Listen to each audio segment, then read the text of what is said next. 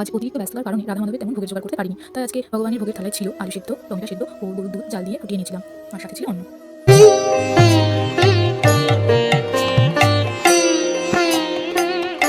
রাধে রাধে বন্ধুরা, সকল কৃষ্ণ ভক্তের চরণে আমার শতকোটি প্রণাম। গোপেশ্বরী রাধারানী চ্যানেলে সবাইকে স্বাগত জানাই। বন্ধুরা, আজকে সকালে আমি আমার গোপু সোনার কেমনভাবে সেবা করলাম, কি সেবা দিলাম, সেটাই আমি তোমাদের সামনে তুলে ধরছি। তোমরা আমার পাশে থেকো, সাথে থেকো, দেখতে থাকো। এখন তো শীতকাল, তো রোদ একটু দেরিতেই উঠছে। রোদ উঠলেই আমি একটি পাত্রে গঙ্গার জল ঢেলে তুলসী পত্র ও একটি গোলাপ ফুল দিয়ে জলটা রোদে গরম হতে দিয়ে আসলাম। সেই জল একটু উষ্ণ উষ্ণ গরম হলেই আমি গোপাল সোনাকে স্নান করিয়ে দেবো।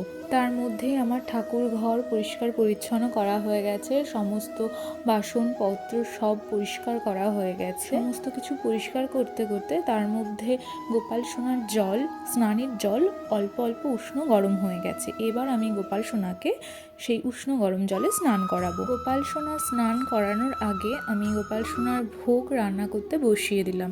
আজকে আমি খুব ব্যস্ততার কারণে গোপাল সোনা তেমন কিছু রান্না করে দিতে পারিনি।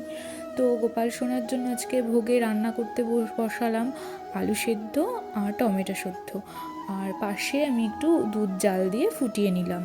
ভোগ রান্না করতে বসিয়ে আমি গোপাল সোনার স্নান করিয়ে নিলাম। আমার কাছে এখন 3টে গোপাল সোনা রয়েছে, তো আমি 3জন গোপাল সোনাকে স্নান করিয়ে নিলাম।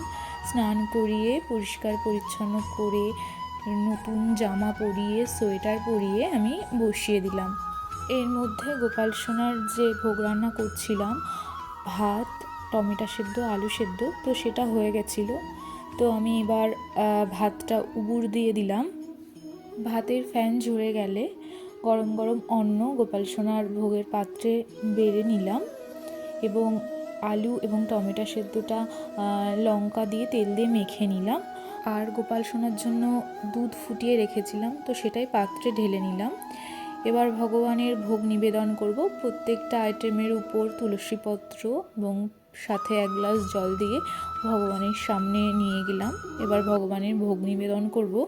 ভগবানের ভোগ নিবেদন হয়ে যাওয়ার পর আমার ছাদ বাগানে এখন ফোটা শীতের বিভিন্ন ফুল, চন্দ্রমল্লিকা, গাঁদা, এই সমস্ত ফুলগুলো তুলে নিয়ে এসেছিলাম। সেইগুলি ভগবানের চরণে নিবেদন করলাম, সাথে তুলসীপত্র নিবেদন করলাম। ভোগ নিবেদন এবং পুষ্প অর্পণের পর ভগবানের দীপ এবং ধূপ জ্বালিয়ে আরতি করে নিলাম।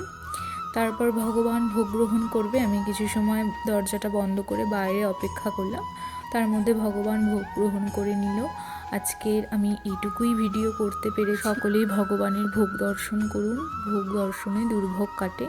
সকলেই ভালো থাকবেন। সাথে আমার ভিডিওটি যদি আপনাদের ভালো লাগে তাহলে লাইক করবেন, শেয়ার করবেন এবং সাবস্ক্রাইব করবেন। রাধে রাধে, জয় গোপাল।